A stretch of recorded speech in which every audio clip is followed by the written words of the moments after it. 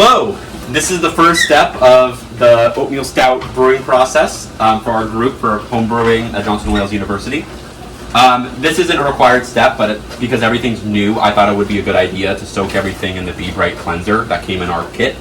The instructions instruct for 1 tablespoon of Be Bright per gallon of warm water. So we have warm water, and then every part for the process that can fit in the bucket. We already sanitized our big kettle over here, and we already cleaned it and sanitized it.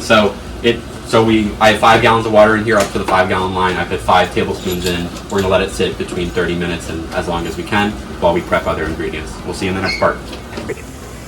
Okay, welcome to the second part of Oatmeal Stout Adventures. We're sanitizing our everything. In the first part, we cleaned everything with the Be Bright cleanser. Now we're gonna sanitize everything because everything's new and needs to be sanitized so no bacteria can get into it. So 5 gallons of water, only an ounce of the concentrate, the Star San, the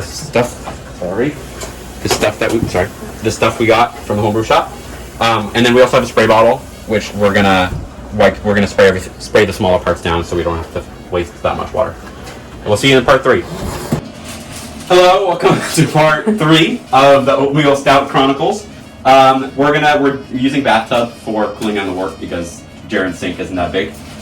So we have ice.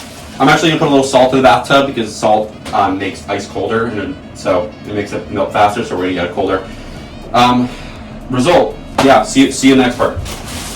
Welcome to Oatmeal Stout Chronicles Part 4. You can see Jaren is sanitizing. We have the Star San sanitizer in the spray bottle. We diluted it very, very much because it's concentrate. We're spraying everything down. We also poured sanitizer over it, so everything is completely sanitized. After this, we're going to wash it with water, and we're going to get brewing. Hello, welcome to part 5 of the Oatmeal Stout Chronicles, Adventures, whatever we want to call it. So we're heating up our water right now. We're heating up about the 5 gallons of, we have 11 quarts in there. This is one of the recipes we're using. Okay, in my bucket with my grain bag, I have 7.5 pounds of Maris Otter, 1 pound of flaked oats, 14 ounces of caramel malt, 12 ounces of chocolate malt, 6 ounces of Munich, and 6 ounces of Cararoma malt. I also am holding, how many ounces of this? 7.8 ounces of cocoa nibs. We're gonna make a chocolate oatmeal stout. We're gonna see how it comes out. We're gonna put it in for the mashing process. So we're gonna pour that in. That's for you. And we're gonna heat the water up, and we'll see you in the next step. Hello, welcome to part 6 of Oatmeal Stout Chronicles. We're gonna start the mashing phase. My water is at about 170 degrees, 172 actually. It was just boiling. We had to let it cool down for a while.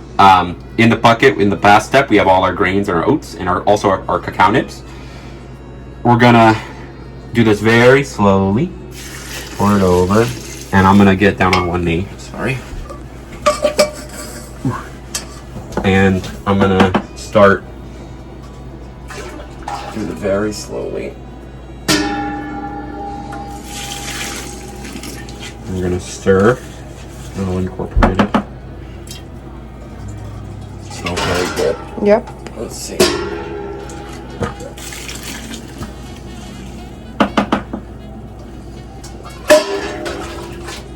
We're not gonna use all the water that we boiled. Add it in. We're looking for wet oatmeal. So we're still pretty dry. It's absorbing. What I'm gonna do is I'm gonna get back up. Sorry. Hello, welcome to part 6 of Oatmeal Stout operations, whatever we're calling it. We're about 45 minutes into the mash. We're almost there. We have about 15 minutes left. We've been maintaining the temperature. Now we're going to do the iodine test. So I'm going to take the spoon. I'm going to kind of create a little well so I can get just the liquid. There's some particles in there, which is fine. Okay, I got some on a plate. If this turns black, we're good. If it stays the same, like this kind of brown amber color, we're good. And we're good. So you can see it's the same color as that. I'll do another one just to be sure. It would turn black if it did not convert, but it totally did. And we're good. We'll see you in the next part. Hello, welcome to part 6 of Oatmeal Stout Chronicles. It's done for an hour. It's been staying in temp for about 167, 165, and now we're going to be starting boil off. So I have a bowl down here. I'm going to slowly open the spigot.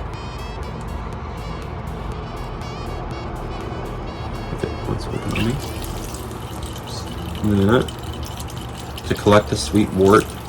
It's pretty black, which is pretty cool.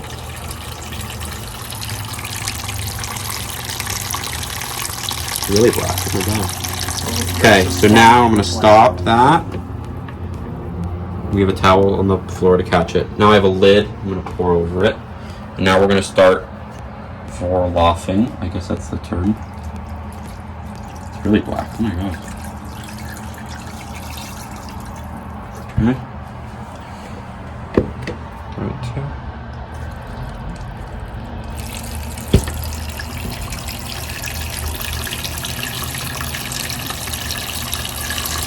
Part 8 or 9 of Oatmeal Stout Chronicles.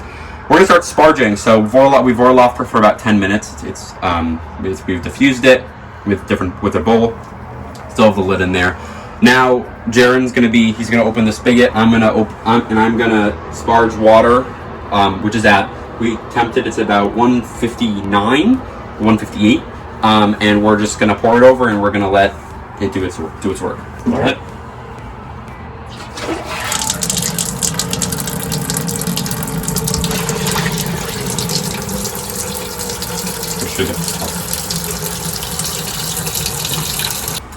Okay, so we just turned on the heat. This is part 10 of Oatmeal Stout Chronicles. We're at 130 right now. We just put it on the heat. This is an electric stove, so we've turned it on full blast. We're going to let it come to a boil, and we're going to the boil time's about a total of an hour, half an hour, and we're going to add our Willamette and Chinook hops. And yeah, we're not using Irish moss in this recipe because it doesn't need to be that clear. And yeah, we'll see you in the next part.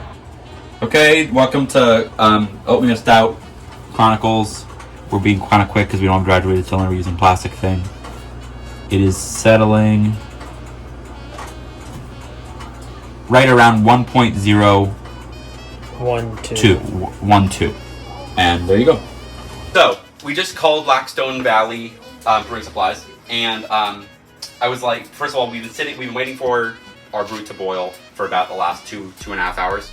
It's at 205 degrees Fahrenheit, and it hasn't been going anywhere. So I just called Blackstone just to get another head on it. And he said, on electric, we're basically never going to get a rolling boil. So that's what both Jaren and I were thinking. So he said, the guy over there, I forget his name, I apologize. He said that we can add the hops in, we'll set a timer for half an hour, and then we're gonna chill it down in the tub. So I added an ounce of each Willamette and Chinook hops in. I apologize that we were rushing to get that in because we're on a time constraint. We put it in, I gave it a good stir. We're gonna give it about another half an hour, and we'll see you in the next part. Okay, I'm doing a whirlpool. It's still hot. We just took it off the stove. It's been half an hour since we had the hops. We got the yeast in the fridge. That will be the next part. Hello, welcome to part ending of Oatmeal Chronicles. It's yeast time. We have our kettle in the bathtub. It's still chilling. It's about 125 right now. We still got about 50 degrees to go. But, okay. Jaren, I'm going to have you come with the camera. Our yeast, this is the wort. It's been in the fridge for a while. It's at 70 degrees, which is jackpot. So, we're going to take this and wash. And we're using Nottingham yeast. This is what we got from Blackstone. I can open it. And we did sanitize the outside of the package. We're going to pull all of it in. And that's it. We'll see you in the next part. We are siphoning the beer from our kettle, which is at 80 degrees, into our sanitized carboy with our sanitized siphon. And the stream has stopped. We are going to take a quick intermission. We'll be right back. Jaren's going to add in our yeast starter, which is at a nice room temperature. And we're going to put that in, nice and foamy. Get all that good bacteria in there. And that is that. Thank you for tuning in.